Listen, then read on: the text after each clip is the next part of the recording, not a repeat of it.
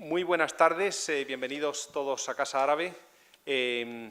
Advertirles que hay traducción al inglés y al español, hay traducción simultánea. Si quieren coger audífonos, los hay fuera de la sala. Hoy tenemos el honor de tener vamos a poder oír un diálogo entre el secretario general de la Unión para el Mediterráneo, el señor Nasser Kamel, que lleva ya desde el pasado mes de junio en el cargo, y el señor Senén Florensa, diplomático, embajador de España actualmente ante los organismos internacionales de Viena, que, aunque ahora ocupa este puesto, ha dedicado el grueso de su carrera al Mediterráneo. Senén Florensa ha sido embajador en Túnez, ha sido director general del Instituto de Cooperación con el Mundo Árabe y el Mediterráneo en tiempos, y hoy día, como no ha querido dejar esa carencia que le unía al Mediterráneo, tiene un doble sombrero. Hoy no está aquí como embajador ante los organismos internacionales en Viena, sino en su condición de presidente y exdirector general y presidente ejecutivo y expresidente ejecutivo del Instituto de Estudios del Mediterráneo de Barcelona, que es un centro de referencia, como todos saben, en estudios del Mediterráneo. Es por ello, precisamente por esta condición de experto en temas mediterráneos, que le hemos pedido que viniera a dialogar con el señor Kamel aquí. Como saben, este acto tiene lugar en el marco del ciclo diálogos diálogos sobre sociedades abiertas que Casa Árabe está llevando a cabo desde el pasado mes de enero y que va a tener lugar entre enero y julio. Es una actividad que se realiza en cooperación con el Ministerio de Asuntos Exteriores y codirigida por quien les acompaña en esta mesa y por el señor Domènec Ruiz de Besa, del gabinete del ministro. Muchas gracias a todos por estar hoy aquí, insisto, y sin más paso la palabra a don Senén Florensa, que dirigirá la mesa. Muchas gracias. Senén, tienes la palabra. Muchas gracias, Pedro. Permítanme unas palabras primero en español antes de pasar al diálogo, que lo haremos en inglés. Pero para decirle a Pedro y a algunos otros amigos aquí, hay sitios donde uno se siente bien. Y para mí, Casa Árabe, siempre me sucede esto. Es un sitio donde me siento bien. No sé, será la ósmosis que han pasado por aquí muchos amigos. Por tanto, en primer lugar, pues permítame que le agradezca al director general de Casa Árabe, Pedro Martínez Avial, con quien además empezamos a trabajar en temas del mundo árabe juntos hace muchos años, en el 96, no hace tantos, pero ya son algunos.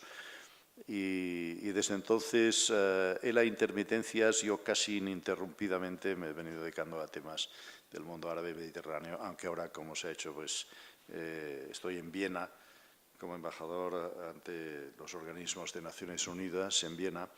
Pero he de confesar que es verdad que mi corazón sigue estando en el Mediterráneo. Incluso en Viena encuentro muchas cosas en el contexto de Naciones Unidas, con UNIDO, por ejemplo, en especial, que se refieren al Mediterráneo y que conservo esa responsabilidad. Tengo la desgracia de tener afición a cosas que dan mucho trabajo y ninguna remuneración. Y ese es el caso de presidente del Consejo, del Comité Ejecutivo del Instituto Europeo del Mediterráneo. Okay, but we are here today for a very special occasion. We have with us Ambassador Kamel.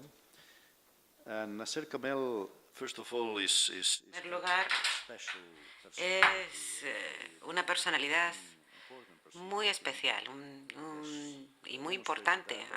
Lo ha demostrado con creces y va a seguirlo demostrando a lo largo de los años en el futuro.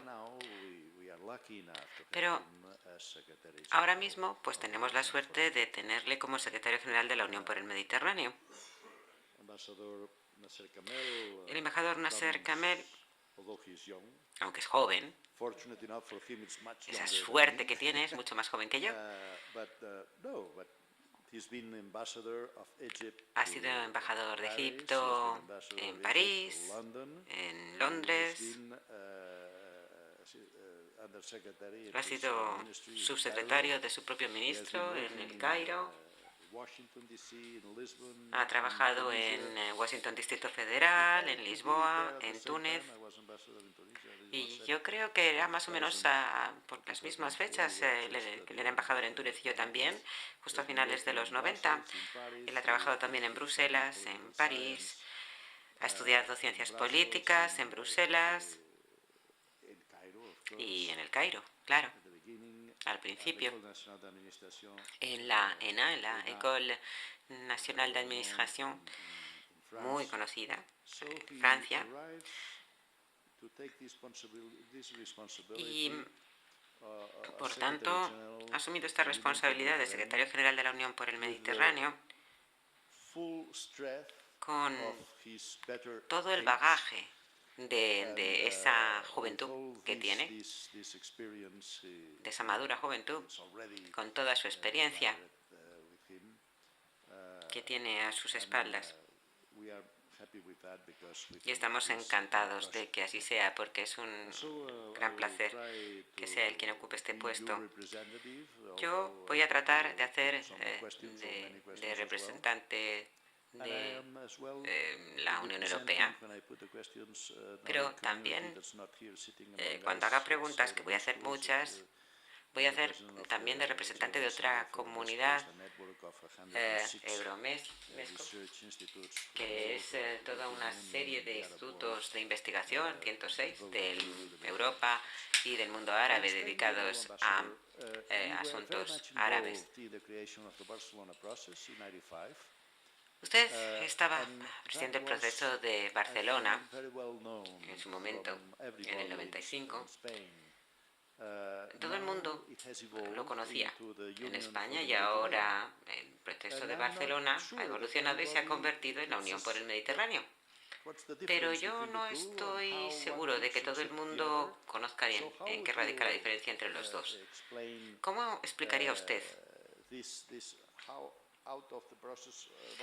que del proceso de Barcelona surgiera la Unión por el Mediterráneo?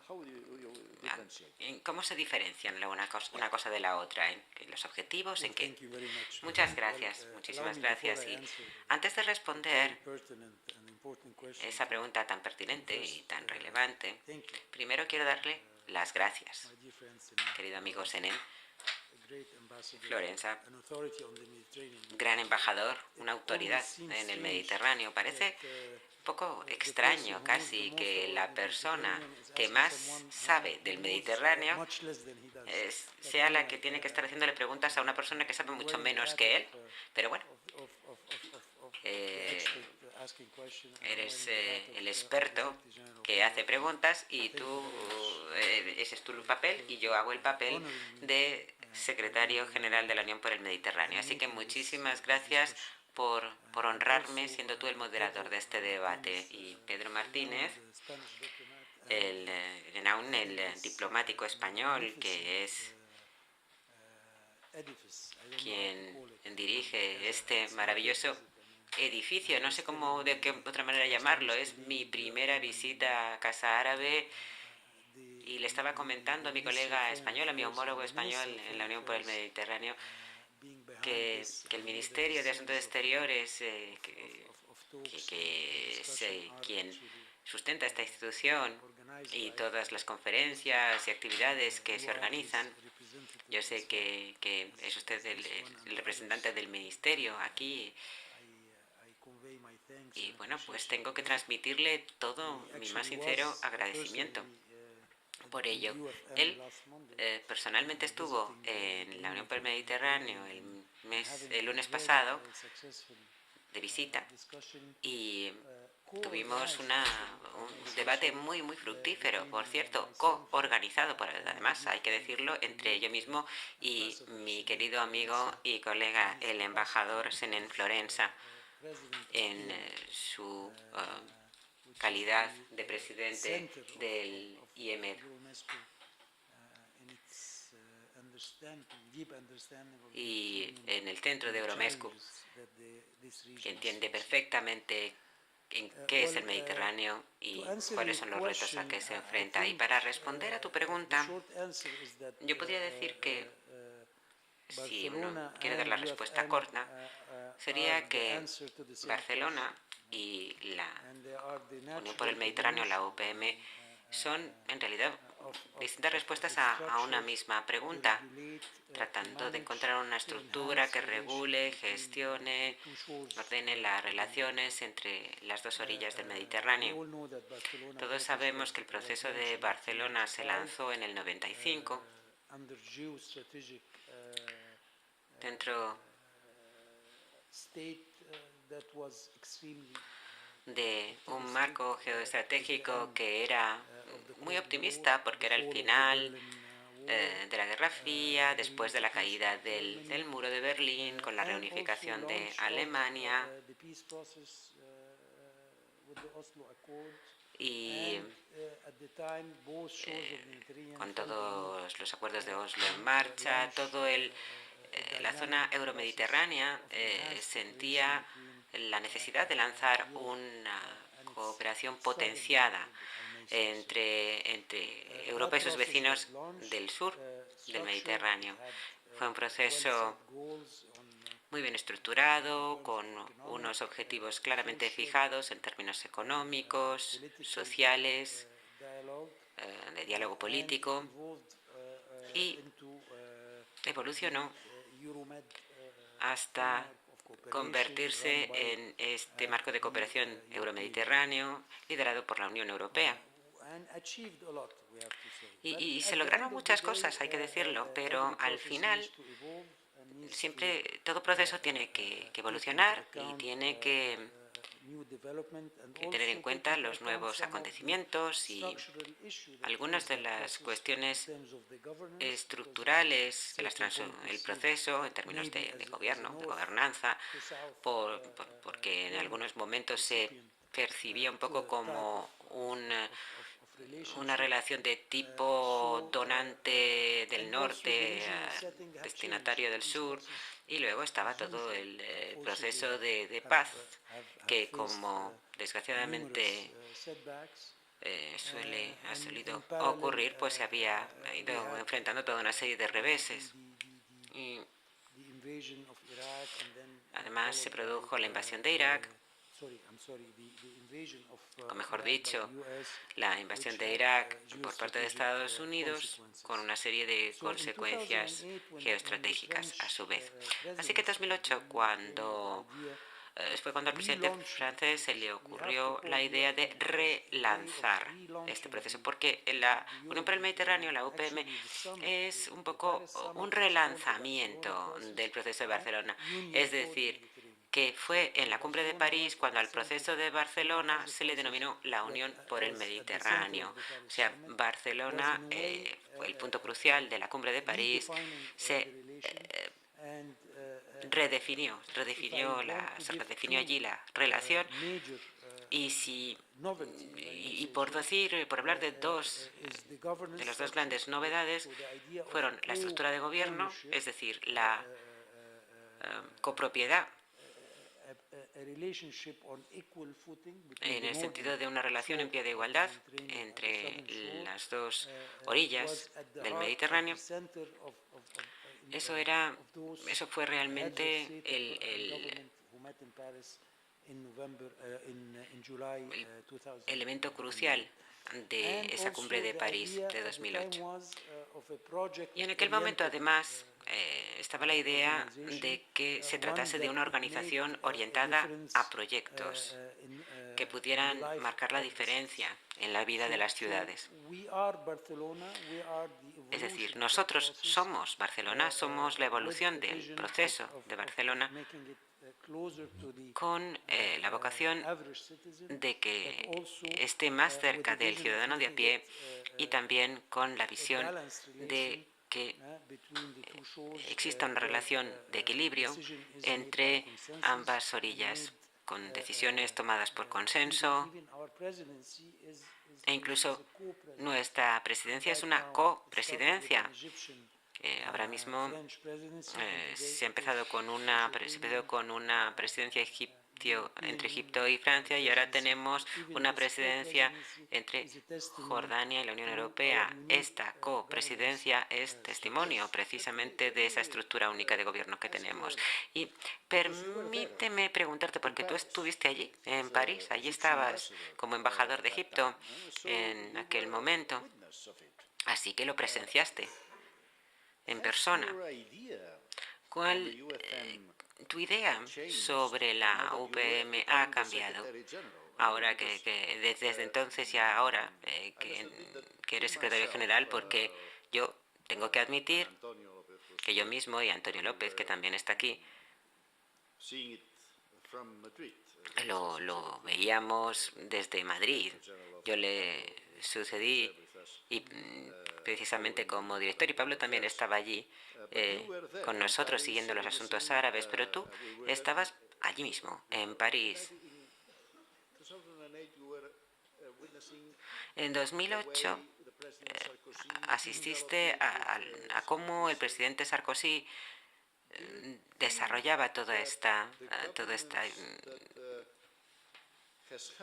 evolución.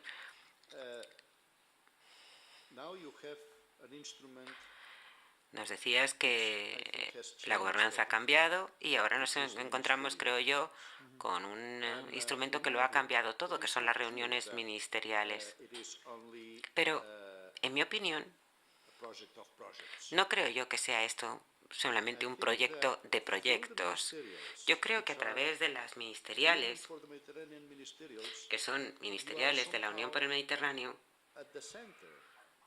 estáis en pleno centro del desarrollo y de los proyectos, pero no solo de los proyectos de desarrollo, sino de las políticas de desarrollo, porque es una manera de consensuar políticas de desarrollo, intervenciones y actuaciones comunes. ¿Cómo crees que la Unión por el Mediterráneo ha evolucionado y ha cambiado desde ese primer planteamiento de 2008, cuando la lanzó el presidente Sarkozy, hasta ahora, que ocupas el puesto de secretario general? Pues muy buena pregunta, la verdad, y también viene muy a cuento. Pues efectivamente, al principio, en 2008, es verdad que se consideraba la UPM como un proyecto de proyectos, pero con el paso del tiempo y viendo las cosas en la práctica, está claro que esa idea persiste, pero se ha convertido en la institución de la cooperación euromediterránea, y eso de por sí es muy importante, y tampoco podemos desdeñar nuestro papel a la hora de nutrir el diálogo euromediterráneo. Somos el vehículo institucional de ese diálogo entre las dos orillas. Es decir, se trata de comercio a través de las ministeriales, pues son los ministros de comercio. Si se trata de educación, lo mismo, vienen los ministros de educación, medio ambiente y así sucesivamente. Es decir, que trabajamos sobre cambio climático, medio ambiente, comercio, infraestructuras, gracias a este instrumento de las ministeriales, pero también nos hemos convertido en el punto de encuentro, en la plataforma de creación de consenso, que somos ahora, un lugar en donde todas las partes interesadas, y uno de ellos son los think tanks, por ejemplo el IEMED, como el que tú representas perfectamente, y estos otros, entre otros 106, que forman parte del ecosistema del Mediterráneo. Es decir, que no solamente trabajamos a través de las estructuras ministeriales y las intergubernamentales, sino que estamos extremadamente implicados con los distintos interlocutores y con todas las partes interesadas. Muchos son, por supuesto, el sector privado, empresas, pero también asociaciones, think tanks, en la universidad, los científicos. Así que, en cierto sentido, somos La cara de ese diálogo más amplio y más profundo a la hora de tratar de definir una agenda común, el objetivo de la integración regional. A veces lo conseguimos, a veces tenemos un éxito más limitado por diversas razones, pero con el paso de los años y a pesar de algunos de los cambios de los que hablaremos después, hemos desarrollado un enfoque pragmático, realista, por necesidad, la necesidad de acercar esas dos orillas en todos los ámbitos de la vida, en todos los sectores y todos los ámbitos de interés. No sé si he sido claro. Sí.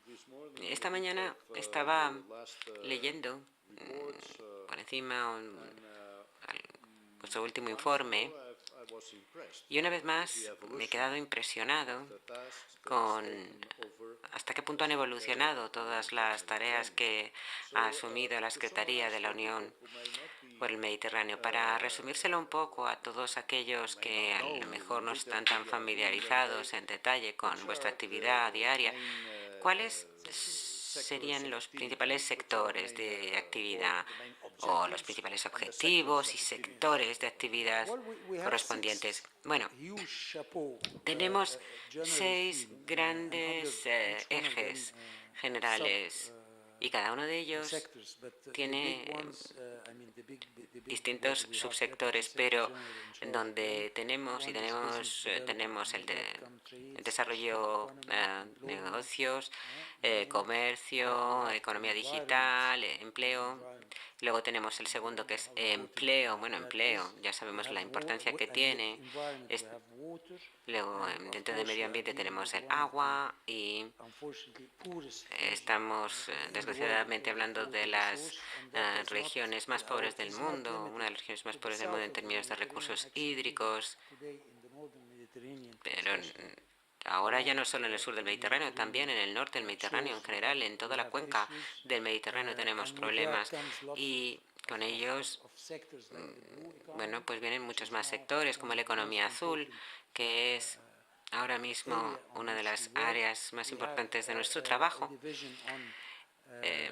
El tercero, también tenemos el cambio climático, una división sobre cambio climático. Nos gusta considerarnos a nosotros como el capítulo local de la COP21, porque en cuanto a disponibilidad, a mitigación, porque a fin de cuentas el cambio climático, desgraciadamente, es una realidad, ya no es una hipótesis.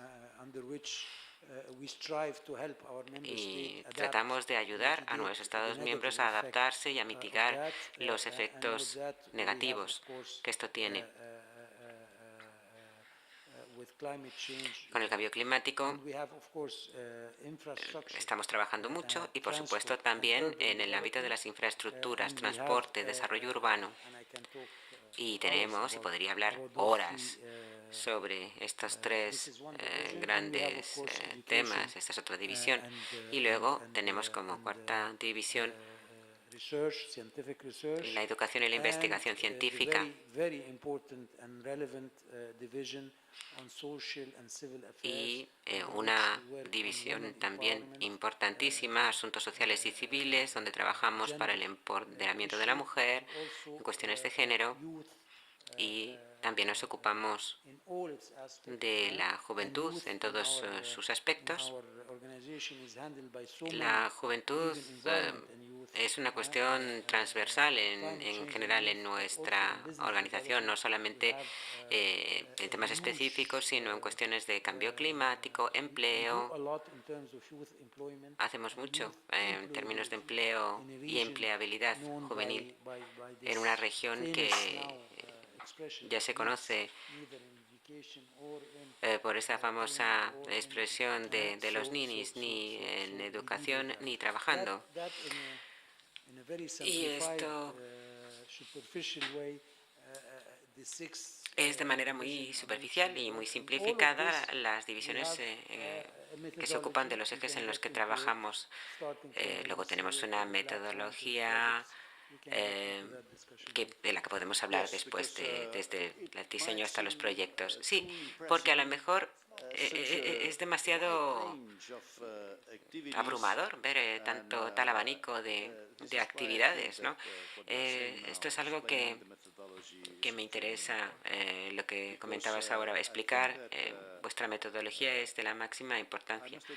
Tengo que reconocer que yo era bastante crítico al principio, en los primeros años, con la Unión por el Mediterráneo, porque me parecía que estaba tratando de poner en marcha algunos proyectos aislados por ahí, pero sin que tuvieran una cohesión clara, ningún marco conceptual que los aunara. Y a mí lo que me parece muy interesante es precisamente esa metodología de la que hablabas, porque el objetivo final está claro que es la cooperación en el Mediterráneo para superar las diferencias entre norte y sur a través de esa cooperación entre los distintos pueblos del norte y del sur, y también a través de una especie de integración en distintas áreas como el comercio y demás. Pero lo interesante es que se ha producido una evolución curiosa. Al principio, cuando se creó, y lo digo con sinceridad, en Bruselas la gente pensaba que bueno, que esto era algo que ellos iban a gestionar directamente desde Bruselas, porque bueno, porque evidentemente el proceso de Barcelona era un proyecto de la Unión Europea muy ambicioso de cooperación entre el norte y sur del Mediterráneo, pero ahora nos encontramos algo que es totalmente consensuado. Tenemos una copresidencia, la Secretaría que está ahí para promover la actividad de la UPM, pero que se ha convertido en la Secretaría de todo ese proceso, gran proceso de la Unión por el Mediterráneo, lo que significa que os habéis convertido en una plataforma en la que las instituciones europeas, más los Estados miembros de la Unión Europea, más todos los distintos países de ambas orillas del Mediterráneo, pues se reúnen y se ponen de acuerdo en una serie de políticas. Y este es un papel tremendamente crucial, en mi opinión, sobre todo de las ministeriales, porque esta mañana estaba yo viendo la infinidad de reuniones ministeriales que hay en la Unión por el Mediterráneo, de todos los ministros de los países de la Unión Europea, más los ministros de los países del sur del Mediterráneo, más las instituciones de la Unión Europea, más los representantes de la Liga Árabe, más la propia Secretaría, están ahí reunidos. Y bueno, y vosotros estáis ahí en todos los formatos, sea cual sea el formato, porque cuando estamos hablando de agricultura, pues van los ministros de Agricultura. Si estamos hablando de industria, pues vienen los ministros de Industria, pero la Secretaría está ahí siempre. Así que os habéis convertido un poco en el eje de esas 4 líneas de acción que se desarrollan a lo largo de las reuniones ministeriales entre el norte y sur del Mediterráneo junto con las instituciones europeas. ¿Cómo a partir de ahí, cómo conseguís promover políticas y proyectos? ¿Cuál es la metodología? ¿Cómo se pone en práctica? Gracias. Pues también es una pregunta que da en el blanco y es difícil de responder también, pero lo voy a intentar. En mi opinión, las ministeriales son solo la punta del iceberg y no para menoscabar su importancia, lo digo, sino porque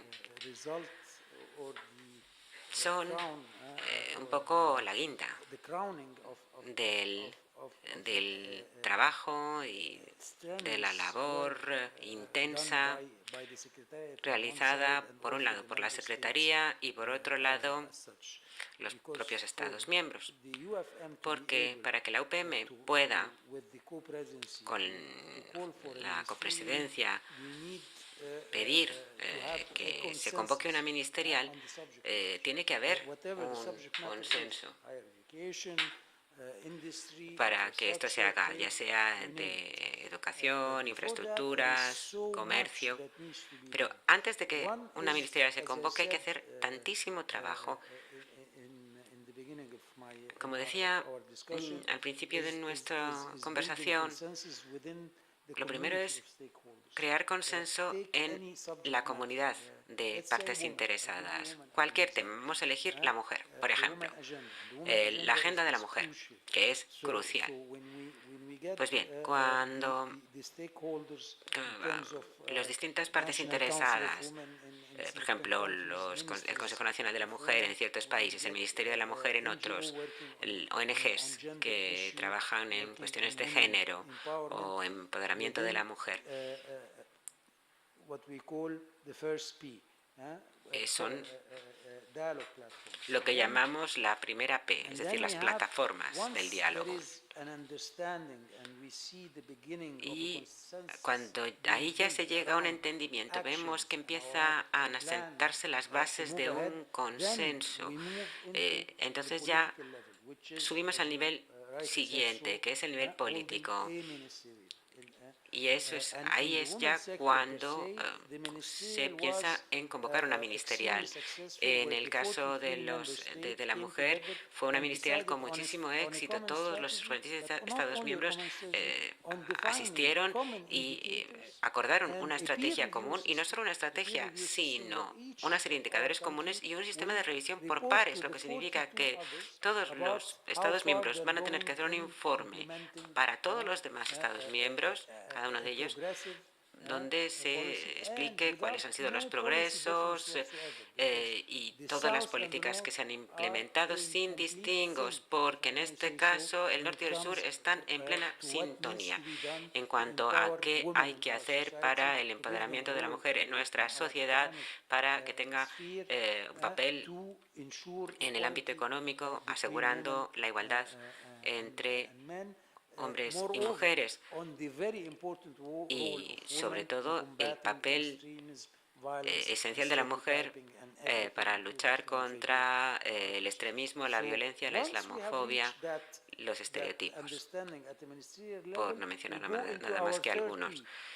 Y luego, una vez pasados de las plataformas al ámbito político, que es la segunda P, pasamos a la tercera P, que son los proyectos. Tenemos toda una serie de proyectos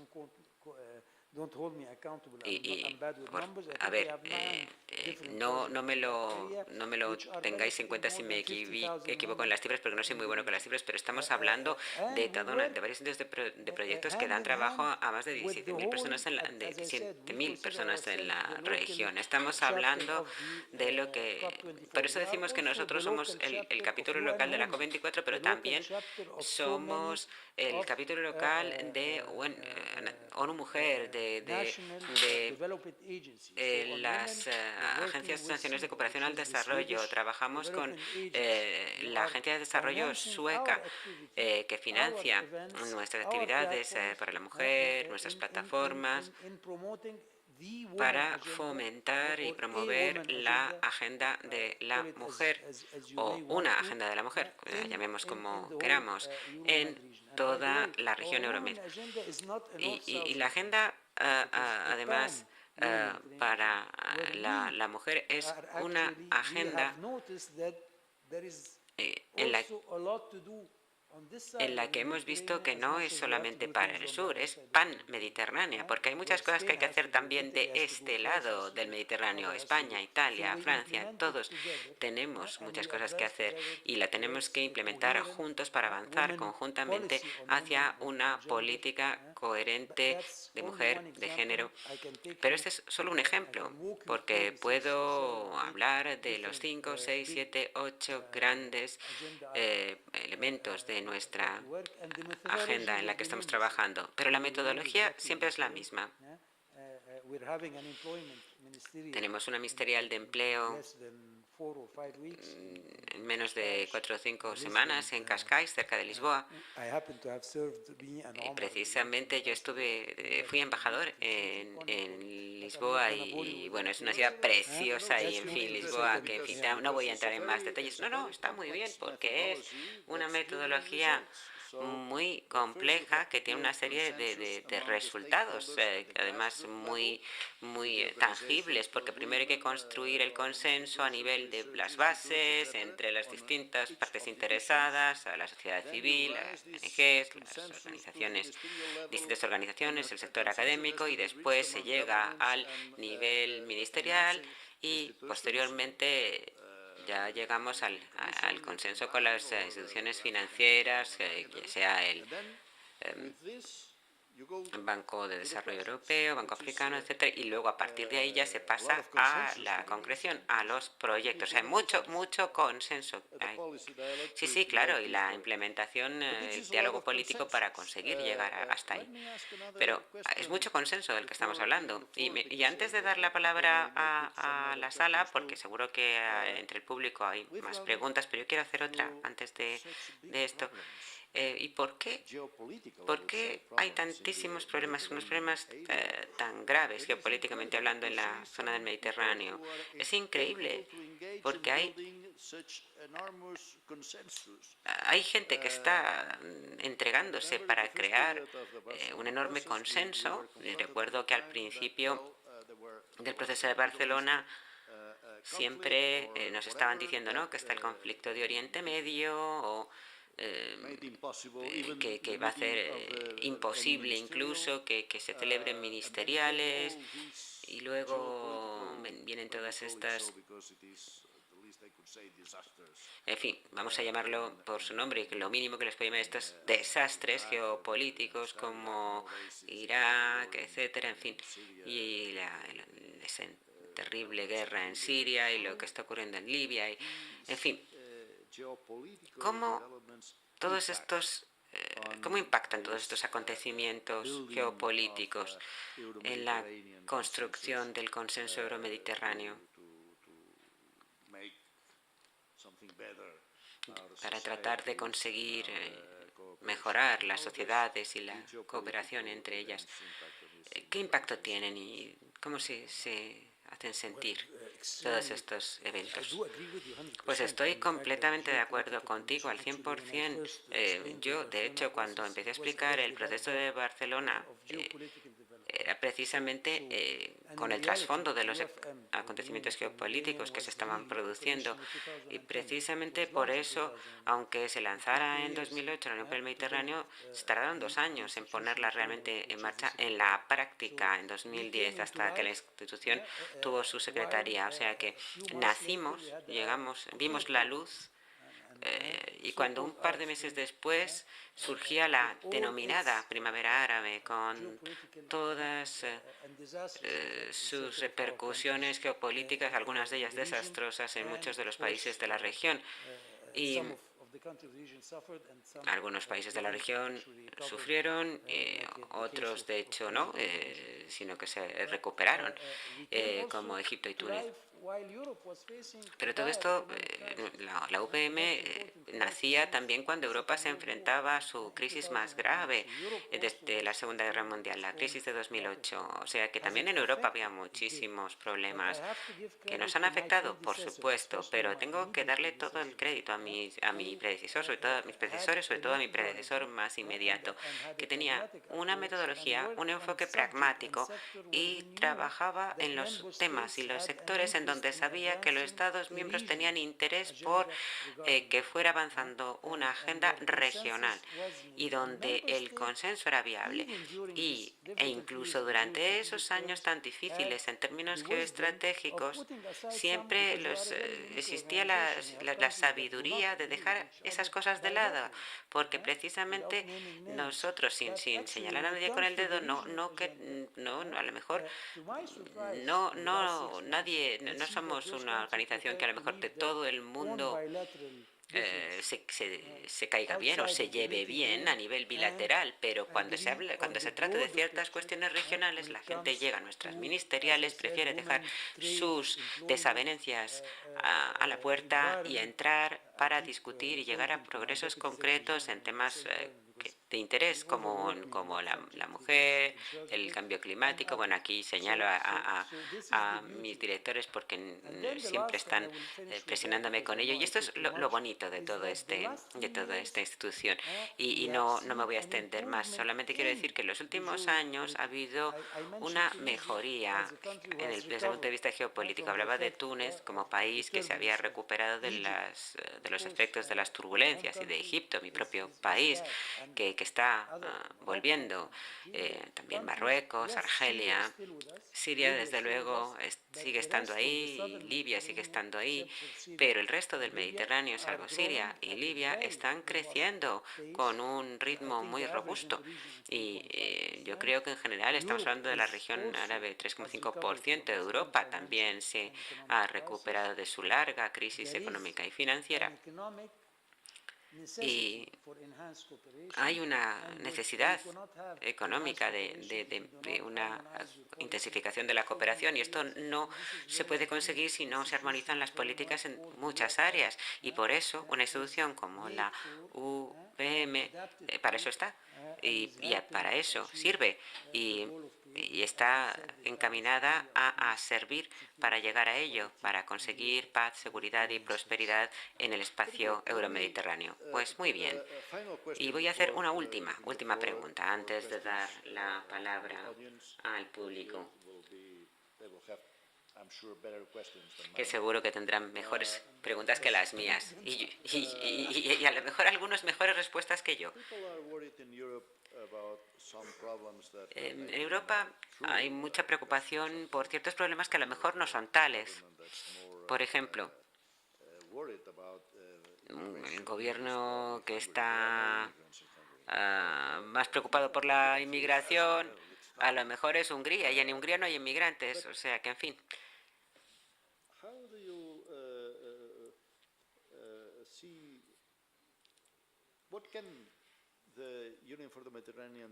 ¿Qué puede hacer la Unión por el Mediterráneo en esos casos, en ese sentido? Porque ¿se pueden hacer algo? ¿Se puede hacer algo?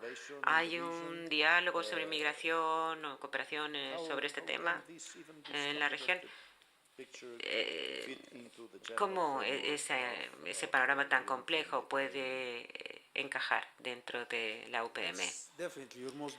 Esta, desde luego, es la pregunta más difícil, con diferencia, y también es una de las cuestiones más difíciles que ahora mismo hay en la región, no tanto en términos de realidad, sino en términos de percepción, porque el problema de la migración, si realmente comparamos, es mucho más grave en la orilla sur del Mediterráneo que en la norte, viendo las cifras. Con las cifras en la mano basta, no voy a dar aquí una cifra, pero estamos hablando de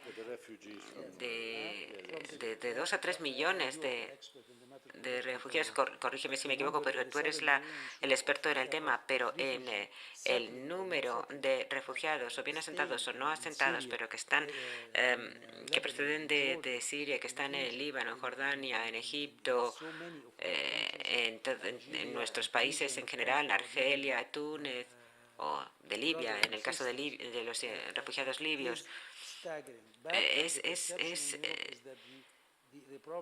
un número exorbitante. Sin embargo, la percepción que se tiene en Europa es de que se trata de un problema del norte del Mediterráneo más que del sur del Mediterráneo. Es una cuestión de percepción. Y luego está la percepción de si tenemos que abordar la migración desde un punto de vista de gestión, es decir, con políticas y con recursos para atajar los flujos, o deberíamos afrontar las causas que originan la migración, conflictos, guerras civiles, etc. Y el propio cambio climático, porque ahora mismo el grueso del problema es más bien un problema del África subsahariana, más que realmente desde la cuenca sur del Mediterráneo, y también desde Afganistán y atravesando todas estas tres famosas rutas. No me quiero tampoco entretener, pero y voy a decírselo con toda franqueza y con muy poca diplomacia. ¿Por qué? Pues porque las diferencias políticas que existen entre estos Estados miembros, hablabas de uno de los Estados miembros, precisamente, y lo has nombrado, pero tiene que ver más con las causas